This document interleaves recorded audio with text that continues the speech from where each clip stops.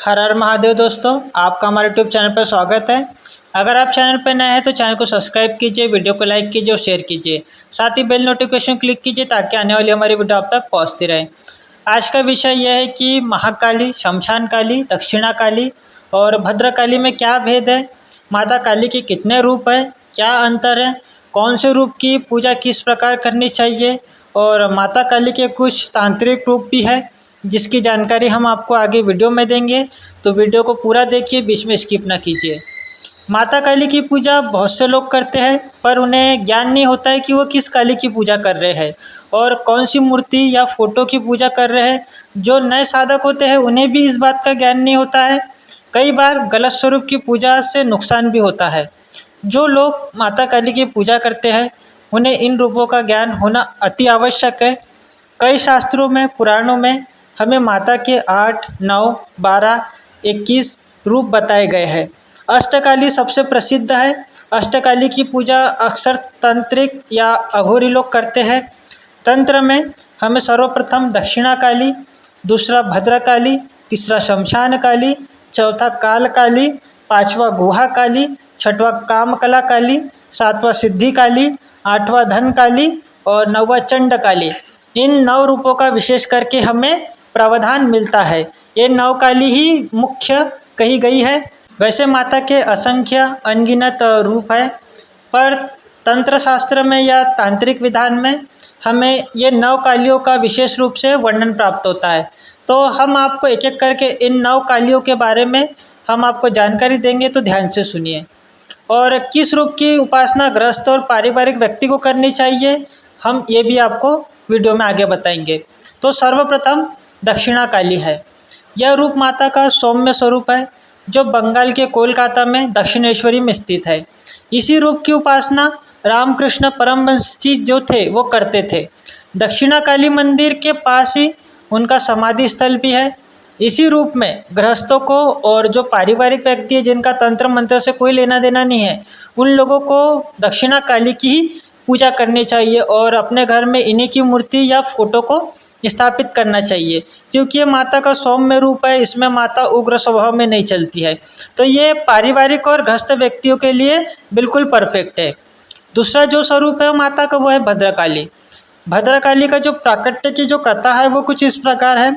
जब दक्ष के यज्ञ के विनाश के लिए जब महादेव ने अपनी जटा से वीरभद्र भगवान को प्रकट किया तो आगे जाके उनकी सहायता के लिए एक और जटा महादेव ने उखाड़ी और जमीन पे फेंक दी। तो उसी से माता भद्रकाली का जन्म हुआ था। ये महादेव का स्वरूप है। भद्रकाली और वीरभद्र दोनों की जोड़ी है। ये शिव जी के गण हैं और इनकी पूजा विशेष रूप से दक्षिण भारत में हमें देखने को मिलती है। माता का स्वरूप हमें महाकाली के जैसे ही प्राप्त होता है, उन्हीं के जैसे दिखने में, पर जो उनकी उत्पत्ति की जो कथा है वो शिव जी से हुई है। इस रूप में माता शांत रूप में है और शत्रुओं का नाश करती है और अपने भक्तों को वर प्रदान करती है, उनकी मनोकामनाएं पूर्ण करती है। इस रूप में माता शांत होने के कारण गृहस्थ व्यक्ति, पारिवारिक व्यक्ति इनका पूजन अर्चन आराम से कर सकते, अपने घर में भी इनका पूजन कर सकते हैं। इनका मंत्र महाकाली से भिन्न है और इनकी जो उपासना पद्धति है वो भी महाकाली से भिन्न है। तीसरा जो स्वरूप है वो है शमशान काली। यह माता का अत्यंत तांत्रिक और घोर भयंकर रूप है। इस रूप में माता शमशान की अधिष्ठात्री देवी के रूप में विराजित है। इनका आसन शव है, मुंडमाला धारण करती है और इनकी उपासना केवल अघोरी, तांत्रिक और जो शमशान साधक होते हैं वे ही करते हैं। इनकी पूजा सिर्फ महाशमशान में की जाती है। महाशमशान से तात्पर्य ये है कि जिस शमशान की चिता कभी नहीं बुझती वही महाशमशान कहलाता है और केवल 4 महाशमशान ही हैं जिनमें इनकी उपासना का विधान बताया गया है। शमशान काली का जो पूजन विधान है या जो भी इनकी उपासना का विधान है वो वाम मार्गी है और तांत्रिक पद्धति से किया जाता है। शमशान की मिट्टी से ही माता की मूर्ति का निर्माण किया जाता है और जलती चिता पे ही पूजा का विधान है और ये अत्यंत गुप्त क्रियाएं होती है। ये गुरु शिष्य परंपरा से ही हमें प्राप्त होती है। इस रूप में माता भोग पे चलती है, बलि ग्रहण करती है और जिस फोटो में माता का बायां पैर शिव जी की छाती पे है वो शमशान काली का फोटो है। इनकी पूजा गृहस्थों को नहीं करनी चाहिए। जो लोग पारिवारिक है, जो परिवार में रहते हैं या आम लोग हैं जिनका तंत्र मंत्र से दूर दूर तक कोई लेना देना नहीं है, तो उन्हें माँ की इस रूप की पूजा नहीं करनी चाहिए। और इनका फोटो भी हमें घर में नहीं लगाना चाहिए। माँ के सौम्य रूप का फोटो लगाना चाहिए। उनके सौम्य रूप की मूर्ति की स्थापना करनी चाहिए, क्योंकि इनकी उपासना में, इनकी अगर पूजन अर्चन में कुछ गलती हो जाती है तो साधक बर्बाद हो जाता है, उसकी जान चली जाती है। तो हमें इस बात का अवश्य ही ध्यान रखना चाहिए। माता काली का जो चौथा स्वरूप है वह काल काली। हमें नाम से स्पष्ट होता है कि काल काली में माता काल की अधिष्ठात्री देवी है। सेम शमशान काली माता के जैसे ही काल काली माता का रूप भी उग्र है, भयंकर है। इनका जो पूजन साधन है वो अभिचारिक कर्म में किया जाता है, जैसे कि षट कर्मों में। मुख्य रूप से मारण क्रिया में इनका पूजन किया जाता है। मारण क्रिया में शत्रु का विनाश करने के लिए, शत्रुओं को परास्त करने के लिए काल काली माता का पूजन किया जाता है। ये मुख्य रूप से वाम मार्गी पूजा के अंतर्गत आता है। ये पूरी तरह से तांत्रिक विधान के अंदर आता है। और जो माता का जो पूजन, जो क्रिया है, वो टोटली तांत्रिक क्रिया है। इसका हमें किसी भी तरह से प्रयोग नहीं करना चाहिए आम लोगों को। जो अघोरी तांत्रिक होते हैं, जो शमशान साधक होते हैं, जिनका तंत्र मंत्र में जो दीक्षित व्यक्ति होता है, वही इनका पूजन अर्चन करने में सक्षम होता है। हमें इनका मुख्य रूप से भीमा तंत्र में उल्लेख प्राप्त होता है। जब माता पार्वती शिव जी से प्रश्न करती है तो शिव जी वो माता पार्वती के उत्तर देते हैं भीमा तंत्र के अंतर्गत। तो हमें इन काल काली माता का भीमा तंत्र में वर्णन प्राप्त होता है। माता पार्वती का जो पांचवा स्वरूप है वह है गुहा काली, और छठवां जो स्वरूप है कामकला काली। यह माता के अत्यंत गुप्त, तांत्रिक और अत्यंत भयंकर रूप है। दोनों रूप एक ही है, बस पूजा विधि मंत्र से अलग अलग है, और दोनों एक ही है। हमें तंत्र शास्त्रों में इनका वर्णन विस्तृत रूप से प्राप्त होता है। जब माता पार्वती स्वयं महाकाल से पूछती है और महाकाल माता के कहने पर उन्हें इस स्वरूप की जानकारी देते। तो आप ध्यान से सुनिए, जो शिव जी ने माता पार्वती से रूप का वर्णन किया था, हम आपको वही बता रहे हैं। यह देवी का स्वरूप जो है वो सूर्य के समान रक्त वर्ण वाला है, बादल के समान सघन है, मत्त कोकिल के नेत्र के समान माता के नेत्र है, पके हुए जामुन के फल के समान माता की कांति है, मतलब कि अत्यंत श्याम वर्णा है। इनके बाल लंबे, पैरों तक लटकने वाले, बिखरे हुए तथा सघन है। जलते हुए अंगार के समान लाल रंग के 3 नेत्रों से माता विभूषित है।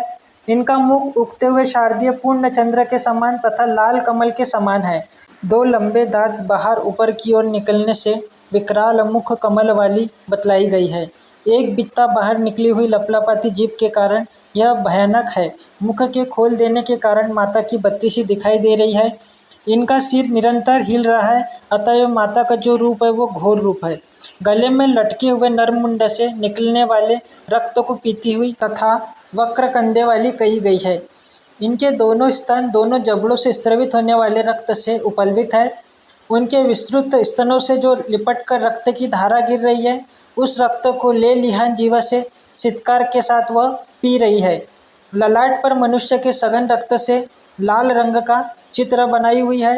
तत्काल कटे हुए तथा गिरते हुए रक्त वाले नरमुंड का उन्होंने कुंडल धारण किया हुआ है। सिर के बालों से परस्पर बंधे हुए नरमुंडों की माला, जिससे कि निरंतर रक्त टपक रहा है, कंठ से लेकर गुल्फ तक लटक रही है। इस माला से वे अलंकृत है। श्वेत वर्ण की हड्डी की गोली से बने हुए हार एवं धारण करने के कारण वे अत्यंत उज्ज्वल है। शव की लंबी उंगलियों की माला से उनका दृढ़ उर स्थल अलंकृत है। वे कठोर, विशाल और ऊंचे 2 स्तनों वाली है। उनके जघन का विस्तार अत्यधिक है और कटी अत्यंत क्षीण है। आंतों से बंधे हुए बच्चों के सिर रूपी करधनी से वे मंडित है। वे लंबी 16 भुजाओं वाली है। मनुष्य के कपाल उनके अंगों में शोभायमान है। शवों की धमनियों को हाथ में लपेटकर कंगन रूप में बना लिया है। शव के गुथे बालों की रस्सी से उनका कटिसूत्र रचा गया है। मृत शिशु के हाथों को गुथकर उन्होंने करदनी बनाई हुई है। अंगुलियों के मांस, मैदा, मज्जा की अंगूठियां माता ने पहन रखी हुई है। अपने दाएं हाथों में खड़ग, त्रिशूल, चक्र, बाण, अंकुश, लालन, मूषक की आकृति वाला एक विषधर जंतु, कैंची और अक्षमाला तथा अपने बाएं हाथों में पाश, परशु, नाग, धनुष, मुद्गर, सियार का बच्चा तथा वसा, रक्त और मेदा से भरा हुआ कपाल ली हुई है। गूथे हुए शव पंजरों के नुपुर से माता शोभायमान है। शमशान में जलती हुई घोर चिता अग्नि की ज्वाला के मध्य में स्थित है। औंधे मुंह सोए हुए विशाल शव की पीठ पर खड़ी है। उनके मुख से उगली हुई अग्नि की ज्वालाएं दिग निरंतर में फैली हुई है। यह एक पैर पर खड़ी होकर दूसरे को उठाकर आगे रखने की स्थिति में वर्तमान है। उनके बाएं और दाएं दो भयंकर रूपों वाली दो सियारनियां खड़ी है जो अपने मुख से आग उगल रही है। विद्युत और अंगार के वर्ण वाली ये दोनों सियारनियां कामकला काली को घेरे हुए है। वे सदा उनके सन्निकट रहकर उनको देखती रहती है। वह देवी कपाल में स्थित मस्तिष्क को उन दोनों को देती रहती है और वे शिवाय उसको निरंतर खाती रहती है। यह देवी नग्न खुले बालों वाली अट्टहास करती हुई और भयानक है। 7 बार ग्रथित नर की आंतों से योग्य पट्ट से विभूषित है। यह काली संहार भैरव के साथ निरंतर संभोग करना चाहती है। अत्यंत कामातुर व नाटे कद की है तथा हंसती रहती है। उनका शरीर करोड़ों काला नल को तिरस्कृत करने वाला है तथा महाप्रलय के समान दिव्यमान है। करोड़ों सूर्य और अरबों विद्युत के समान है। यह काली कल्प का अंत करने वाली है। महाभैरव रूपिणी है, महाभयंकरी है। इंद्र के सहित सूरों और असुरों के द्वारा दुर्निरीक्ष्य है। शत्रु पक्ष का नाश करने वाली है। दैत्य दानों का संहार करने वाली है। कामकला काली नामक काली का हमें इस प्रकार से ध्यान करना चाहिए। माता का जो 7वां रूप है वो है धन काली। यह भी माता का एक तांत्रिक रूप है और गुप्त रूप है। इस रूप की उपासना धन, समृद्धि, सफलता और शुभता के लिए की जाती है, तरक्की पाने के लिए की जाती है। इनका पूजन विधान जो है वो वाम मार्गी है, पंचमकार से पूर्ण किया जाता है। इसके तहत इन्हें बलि भी अर्पण की जाती है। ये एक तांत्रिक क्रिया है जो कि शिष्य गुरु परंपरा के तहत कोई तंत्र मार्ग में दीक्षित व्यक्ति ही पूर्ण कर सकता है। 8वां जो रूप है वो है सिद्धि काली। यह महाकाल संहिता में 8वां खंड है। इनकी उपासना विभिन्न प्रकार की सिद्धियों को पाने के लिए की जाती है। ऐसी कोई सिद्धि, मंत्र, यंत्र, तंत्र नहीं है जो इनकी उपासना से, साधना से संभव नहीं है। यह भी तांत्रिक वाम मार्गी गुप्त साधना है। और सिद्धि काली की उपासना विभिन्न प्रकार की शक्तियों की साधना, विभिन्न प्रकार के सिद्धियों को हासिल करने के लिए इनकी उपासना की जाती है। माता काली के 9 काली के रूपों में चंड काली 9वीं है। यह माता का उग्र विध्वंसक रूप है। जब माता दुर्गा असुर संग्राम में गई तो उन्होंने एक भयंकर देवी को प्रकट किया असुरों का संहार करने के लिए। उन्हीं में जब चंडमुंड को माता ने मारा, चंडमुंड का जब माता ने वध किया तो माता चामुंडा कहलाई और चामुंडा को ही चंडकाली कहा जाता है। मार्कंडेय पुराण में हमें इसके विस्तृत वर्णन प्राप्त होता है। माता के स्वरूप का भी हमें एक विस्तृत लंबा हमें वर्णन प्राप्त होता है। हम आपको शॉर्टकट में बताते हैं कि माता का स्वरूप कैसा था। माता महाकाली के 9 काली के रूपों में चंडकाली 9वीं है। यह माता का उग्र विध्वंसक रूप है। जब माता दुर्गा असुर संग्राम में गए तो उन्होंने असुरों का नाश करने के लिए एक भयंकर देवी को प्रकट किया। चंडमुंड को मारने के कारण चंडमुंड का जब माता ने वध की तो माता चामुंडा कहलाई और चामुंडा ही चंडकाली कहलाई। मार्कंडेय पुराण में हमें ये एक विस्तृत कथा प्राप्त होती है। और माता का जो स्वरूप हमें मार्कंडेय पुराण में बताया गया है, हम आपको शॉर्टकट में बता रहे हैं। तो माता का जो स्वरूप है वो अर्धनग्न है। माता ने बागंबर धारण किया हुआ है। कंकाल जैसा एकदम सूखा हुआ शरीर है। अस्थि मुंडमाला का विभूषण धारण किया हुआ है। लाल बड़ी जीवा बाहर लपलपा रही है। लाल बड़े बड़े 3 नेत्र है। 4 हाथों वाली भयंकर आवाज वाली है।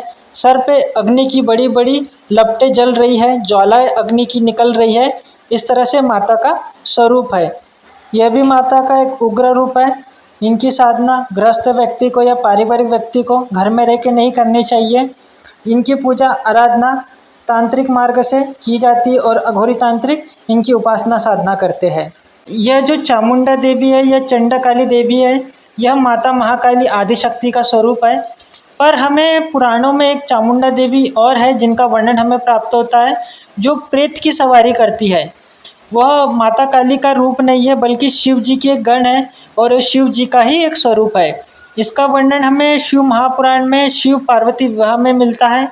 जब शिव जी बारात लेके कैलाश पर्वत से निकले तो जब बारात निकली तो महादेव की बारात में विभिन्न प्रकार के उनके गण थे, भयंकर भयंकर उनके गण थे और सभी अन्य देवी देवता भी थे। तो उनकी बारात में शामिल होने के लिए माता चामुंडा उनको रास्ते में मिलती है और अपने करोड़ों भूत प्रेतों और भयंकर गणों के साथ बारात में शामिल होती है। तो ये दोनों देवियाँ अलग अलग है। एक जो चामुंडा माता है वो आदिशक्ति महाकाली का स्वरूप है और वो प्रेत की सवारी नहीं करती है, और जो दूसरी जो चामुंडा माता है वो एक प्रेत की सवारी करती है। और प्रेत का जो स्वरूप कुछ इस प्रकार है कि एक बूढ़ी महिला है जो माता को अपने कंधे पे उठा के चलती है। तो और दोनों की जो पूजा पद्धति वो भी भिन्न है, दोनों के मंत्र भी भिन्न है। तो ये दोनों देवियों के विषय में भी हम आपको आगे वीडियो में बताएंगे इसके नेक्स्ट पार्ट में। अभी वीडियो बहुत लंबा हो जाएगा, तो ये दोनों देवियाँ अलग अलग हैं। तो आगे वाली वीडियो में हम इन दोनों देवियों के बारे में चर्चा करेंगे। तो इस प्रकार से हमने आपको महाकाली और अन्य कालियों के विषय में आपको जानकारी दी। अगर किसी व्यक्ति को कोई सवाल हो या कोई प्रश्न पूछना हो तो कमेंट में पूछ सकता है। अगर आपको हमारी वीडियो अच्छी लगी हो तो चैनल को सब्सक्राइब कीजिए, वीडियो को लाइक कीजिए, शेयर कीजिए। हर हर महादेव, जय मां काली।